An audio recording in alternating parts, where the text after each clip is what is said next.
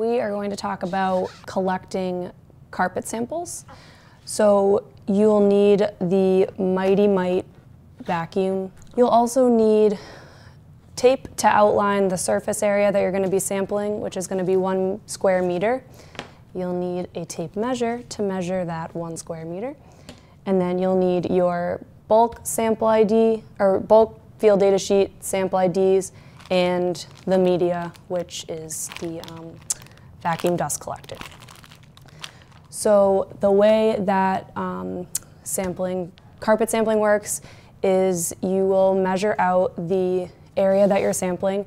We typically do 1 square meter, but the most important part is just making sure that you know your surface area and that you measure that out, because we put that on the field data sheet and the chain of custody, and that's what's going to go to the laboratory. So we already measured out 1 square meter and outlined that with our tape. Then what we would do is set up our media. So the vacuum dust collectors come in these plastic bags, and you'll just open that up. So as you can see, the media has 2 plugs at both ends. And when you're collecting the sample, you're going to take both of those plugs out, and you're going to keep those with the bag. And there is, inside, there's a trap that's going to collect all of the dust. It looks like this. And when you are finished sampling, which we'll go over, you want to take this part out of the media at the end and make sure that you have enough dust visually that is going to go to the lab. And usually we say that's about a teaspoon of dust. So that is inside of here.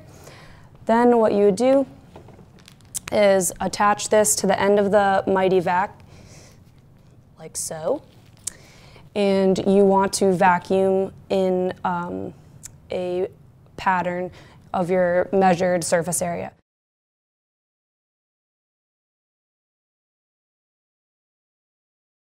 You're going to vacuum from left to right,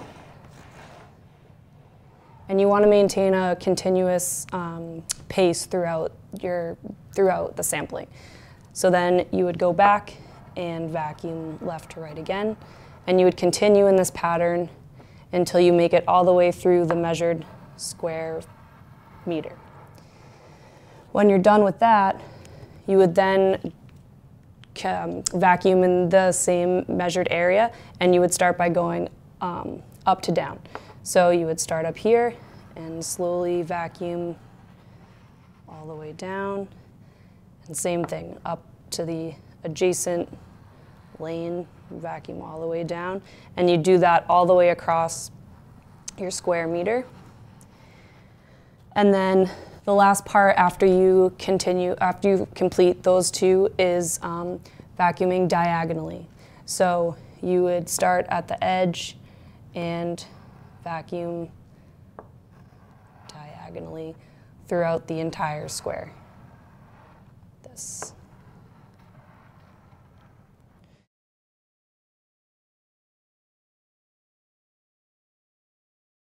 So when you finish collecting the sample from your measured surface area, you want to verify that you have enough dust in the middle vial.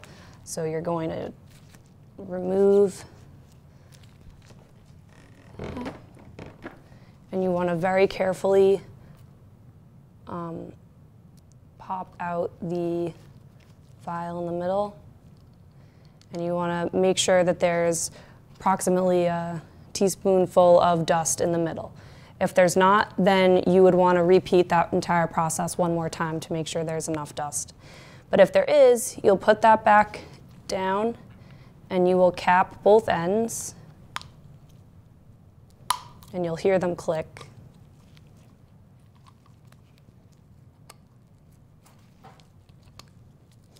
And then you want to put that sample, you want to put a sample ID on the outside of the media, and then you're going to put the media in a Whirl-Pak. And just to be safe, you want to write the sample ID on the outside of the Whirl-Pak as well. So when your Whirl-Pak's all set, what you want to do is take all of the wrappings from the packaging and your media, and you want to put that all in the Whirlpak.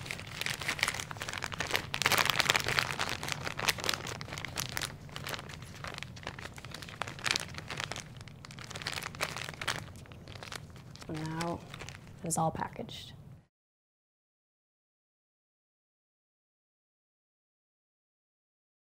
You would make sure you fill out on a bulk field data sheet the sample ID, time, location, and then the sample type. So there's either going to be a sample or a field blank. And then the sample description is going to include the surface area that you sampled from. So in our situation, it's going to be 1 square meter.